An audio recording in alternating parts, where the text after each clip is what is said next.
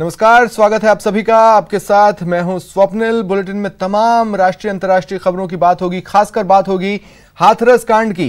हाथरस कांड में सीबीआई की जांच का आज दूसरा दिन है। सीबीआई ने पीड़ित के परिवार के सदस्यों से पूछताछ की और बताएंगे महाराष्ट्र में नई कोविड गाइडलाइन क्या है और साथ ही हैदराबाद कैसे बना दरियाबाद। लेकिन सबसे पहले प्राइम 25 और अब आपको दिखाते हैं एक ऐसा स्टंट जो आपने आज तक नहीं देखा होगा। सीधे शब्दों में कहें तो यह अब तक का सबसे खतरनाक स्टंट हो सकता है। स्टंट का एक वीडियो मुंबई के कांदिवली इलाके का है। गौर से देखिए इस वीडियो को। एक लड़का 23 मंजिला बिल्डिंग के छज्जे पर जाकर कैसे अपने दोनों हाथों को नीचे और पैरों को ऊपर कर रहा है। अगर थोड़ा भी बैलेंस बिगड़ा तो इस लड़के की जान भी जा सकती थी। फिलहाल ये वीडियो सामने आने के बाद कांदिवली पुलिस इस लड़के की तलाश में जुट गई है।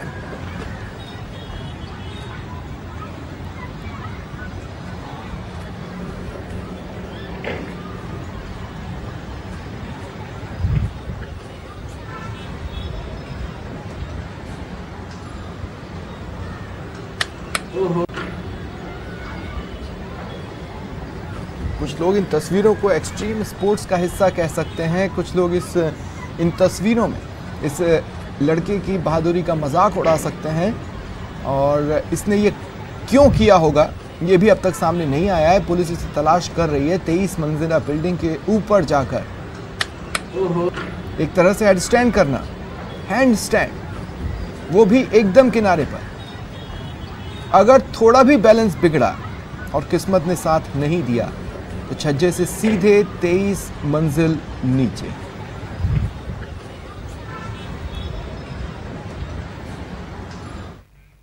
कोटा शहर में आज 4 फीट लंबे मगरमच्छ को देख लोग दहशत में आ गए। सूचना मिलने पर नगर निगम से 2 गोताखोर मौके पर पहुंचे और इस मगरमच्छ को काबू में करते हुए पकड़ा। जिस वक्त इसे काबू करने की कोशिशें चल रही थी उस वक्त की तस्वीरें आप अपनी टीवी स्क्रीन पर देख पा रहे हैं। इसे पहले काबू में किया गया, बाद में जवाहर सागर डैम ले जाकर चंबल नदी में छोड़ दिया गया। रेस्क्यू ऑपरेशन चलाते हुए करीब आधे घंटे की मशक्कत लगी, तब कहीं जाकर रस्सियों की मदद से मगरमच्छ को पकड़ा गया। बाद में वन विभाग को सौंपा गया। वन विभाग की टीम ने जवाहर सागर डैम ले जाकर चंबल नदी में छोड़ दिया।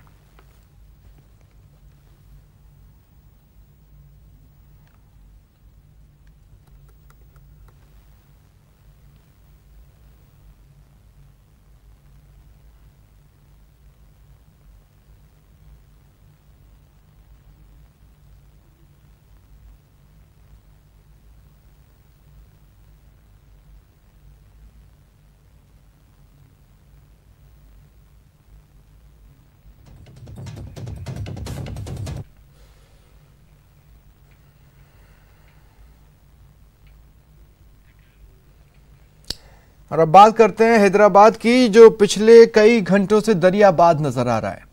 हैदराबाद में बारिश से किस कदर हाहाकार मचा उसकी तस्वीरें देखिए। मानो बाढ़ आ गई हो, सैलाब सा मंजर। इस सैलाब में इंसान भी बहे, गाड़ियां भी बही। ये तस्वीरें आप देख रहे हैं। एक शख्स पानी के साथ अंदर बहता जा रहा है। लोग बाहर रहकर चिल्ला रहे हैं लेकिन इसे बचाने की हिम्मत कोई नहीं जुटा पा रहा, क्योंकि पानी का वेग देखिए, रफ्तार देखिए, फोर्स देखिए। ये शख्स ऐसे ही बहता हुआ चला गया।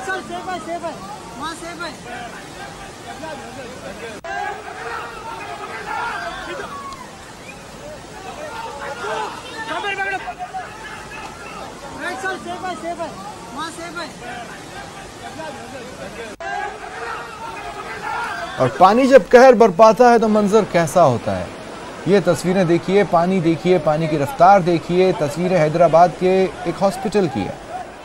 बारिश का पानी जब हॉस्पिटल में घुसा तो फिर क्या हाल हुआ वो आप देख पा रहे हैं। घुटनों तक पानी, पार्किंग में सैलाब सा मंजर।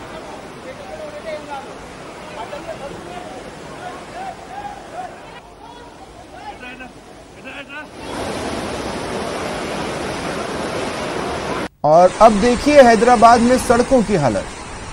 ये देख रहे हैं आप, ये दरअसल सचमुच सड़कें हैं। यानी पानी के नीचे सड़कें ही हैं, लेकिन सड़कों के ऊपर पानी इतना कि सड़क नजर ना आए। सैलाब सा बह रहा है।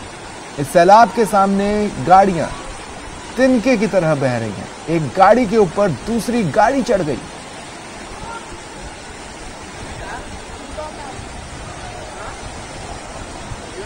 हैदराबाद में पानी ने ऐसा अपना साम्राज्य कायम किया कि हर तरफ हाहाकार मच गया।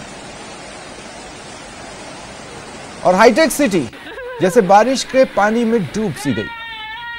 बारिश के बाद सड़कों पर सैलाब ही सैलाब और उसके सामने हर कोई बेबस और बेबस। वाहन पानी में बहते नजर आए।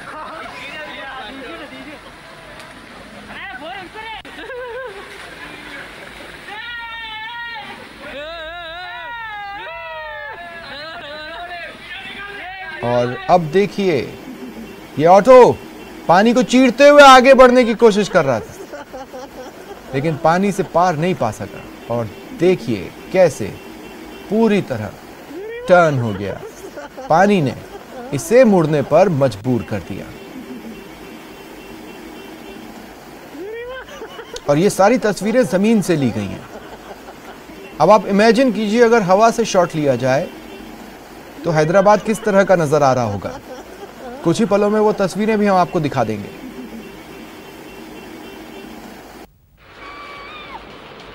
ये देखिए, लोगों ने छतों के ऊपर चढ़कर जब ये शॉट्स लिए, यानी एरियल शॉट्स लेने की कोशिश की, तो पानी उन तक पहुंच चुका था।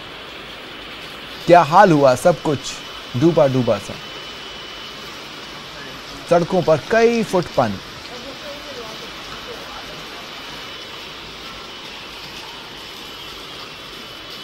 और हैदराबाद ही क्या, बारिश के आगे तकरीबन हर शहर यूं ही बेबस नजर आया जहां बारिश ने तबाही मचाई। हैदराबाद का हर एक हिस्सा बेहाल, परेशान।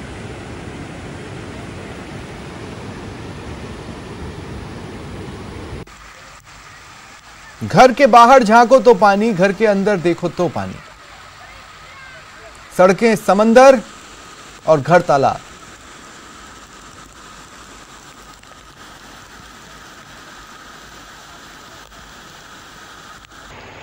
और अब इमेजिन कीजिए, इन तस्वीरों को देखकर ऐसा लगता है मानो वेनिस हो, नदी के आसपास, पानी के आसपास इमारतें खड़ी की गई हों, लेकिन ऐसा नहीं है। वो सड़कें जहां गाड़ियां दौड़ा करती हैं, वहां सिर्फ पानी चल रहा है। चल क्या रहा है, बल्कि दौड़ लगा रहा है। सब कुछ ठीक था कुछ घंटों पहले तक, आम जिंदगी, लेकिन कैसे परेशानियों के समंदर में तब्दील हो गई, ये आप देख पा रहे हैं। छाता, रेनकोट कुछ काम नहीं आया, न ही गाड़ियां। नाव होती तो जरूर इस पर उतरकर कहीं तक जाने की कोशिश की जा सकती थी, लेकिन नाव को भी पानी का बहाव अपने साथ ले जाने का मादा रख रहा था। और अब देखिए, वो बाजार जो रोशनियों से नहाया होता है, रौनक बाजार की पूरी तरह गुम हो चुकी है। सड़क पानी, दुकानों के अंदर पानी। धीरे धीरे बारिश तेज होती गई, होती चली गई, और फिर एक स्पीड पर, जैसे ऑटो पायलट मोड पर चली गई हो, और उस स्पीड पर लगातार होती रही। पहाड़ों से कैसे झरने जैसे नज़ारे दिखाई दिए। खूबसूरत नज़ारे को लोगों ने अपने कैमरे में भी कैद किया।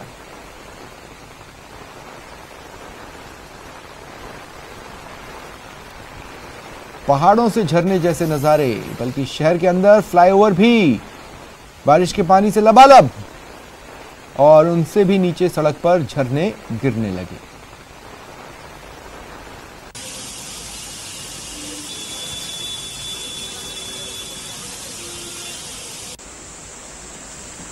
और हैदराबाद का वनस्थलीपुरम इलाका, अगर आप कभी यहाँ आएंगे तो ऐसा लगेगा कि आप अपने ही शहर में हैं। यहाँ पर आप ही की भाषा बोलने वाले, आप ही की तरह के बहुत से लोग रहते हैं हैदराबाद में। बारिश की वजह से वहाँ कैसे हालात हो गए वो आप देख पा रहे हैं। सड़क से कोई वाहन गुजरता दिखाई दे जाता तो बड़ी बात थी, और घरों की क्या हालत है वो तो आप देख ही रहे हैं।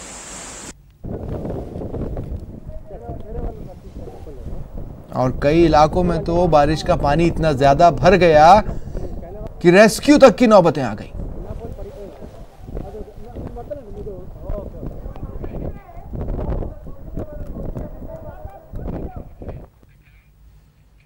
और चलिए रुकते हैं एक ब्रेक के लिए। ब्रेक के बाद बताएंगे बेरोजगारों के लिए एक बड़ी खुशखबरी है। क्या है वो, कुछ ही देर में।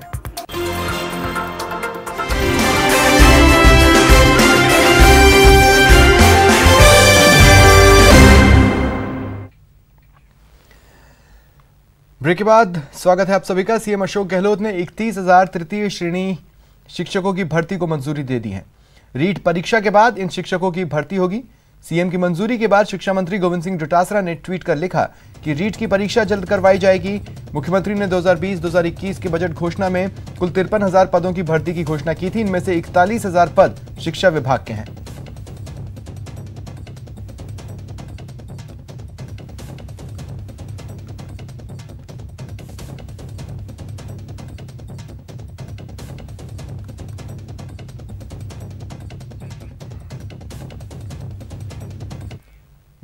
बात कर लेते हैं गुर्जर आंदोलन के आहट की।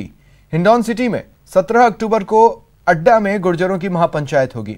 गुर्जरों के आरक्षण से जुड़े मामलों पर मंथन होगा। महापंचायत में कर्नल किरोड़ी सिंह बैसला समेत कई नेता मौजूद रहेंगे। पहले मलारना डोंगर में महापंचायत होनी थी, लेकिन कार्यकारिणी से चर्चा के बाद महापंचायत का स्थान बदल दिया गया।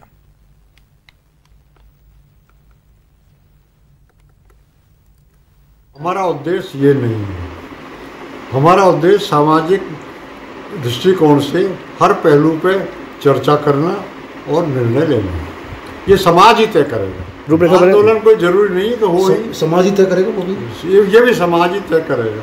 सरकार से कोई वार्तालाप नहीं हुआ आपका? अभी तक कोई वार्तालाप नहीं हुआ समाज से। सर मांग क्या है सरकार से?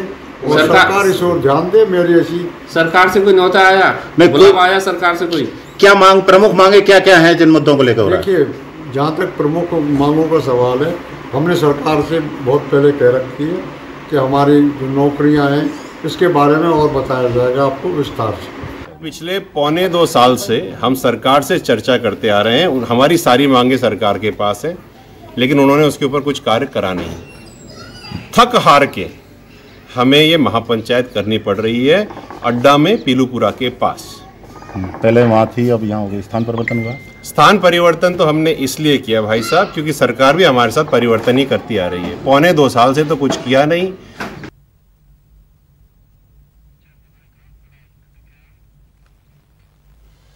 राजस्थान लोक सेवा आयोग के 35वें अध्यक्ष के रूप में भूपेंद्र यादव ने पदभार ग्रहण कर लिया है। पूर्व चेयरमैन दीपक उप्रेती ने उन्हें पदभार ग्रहण करवाया।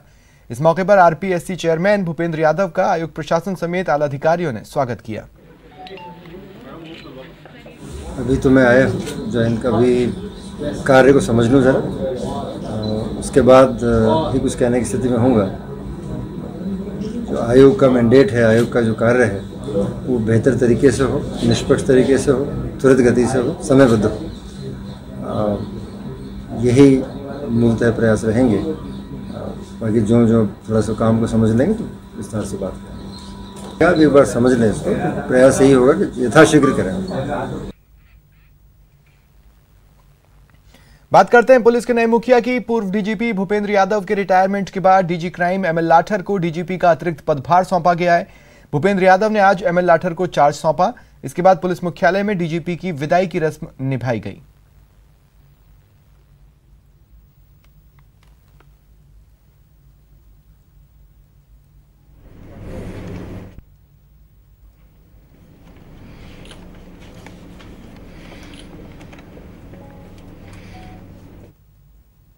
विदाई के समय अपने जो पुराने साथी हैं, जहां 34 साल मैंने सर्विस की है, अपने सभी साथियों का बहुत बहुत आभार और धन्यवाद। बाहर बहुत से लोग हमारे जो यहाँ नहीं है मुख्यालय में, जिनसे मुलाकात नहीं हो सकती है, फील्ड में काम करने वाले हमारे कांस्टेबल से लेकर दूसरे रैंक, सभी रैंक्स हैं, सफाई कर्मचारी हैं, कुक्स हैं, पीएन्स हैं, बहुत से राजस्थान पुलिस का बहुत लंबा परिवार है, बड़ा परिवार है। उन सबको इतने बीते सालों में जिनके साथ काम करके हमने बहुत सीखा है, बहुत पाया है, उनको बहुत बहुत मेरा आभार, धन्यवाद और बहुत सी शुभकामनाएं देना चाहता हूँ। नए प्रभार का जहाँ तक प्रश्न है वो जाके ज्वाइन करेंगे, उसके बाद ही जवाब।